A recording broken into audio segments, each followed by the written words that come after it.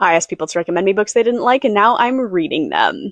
Thrall by K.A. Riley was book 31 of the Another Man's Trash Reading Challenge, and I have indeed finished it. This is a solid 3.5 stars from me, as was the reading experience. I think the first half was stronger than the second, personally, even though that's where all of the action was. But I think that's partly because Shara, who is the main character, didn't end up being my favorite, so I was ready to be out of her head by the time the last few pages of the book came around.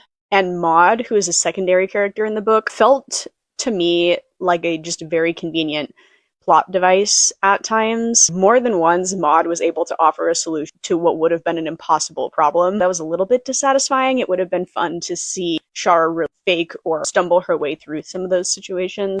I don't know, maybe that's just me though. It was a really fun concept and twist on the story of Cinderella. I mentioned this before, but all of the classic Cinderella story elements in this had a twist to them, and then it all kind of went one layer deeper with the twist on what it means to be tethered to. The actual writing was pretty solid too. Like I was just saying, there were a couple of things about it that didn't quite land, but for the most part, I think the writing fit the story really well. There wasn't like a ton of stuff that actively interfered with the reading experience at all, but there wasn't anything that like really enhanced it either. You know what I mean? Overall, fun little read, but I will not be continuing the series despite the cliffhanger. It did not hook me enough to make me want to do that. So we're moving on to book 32.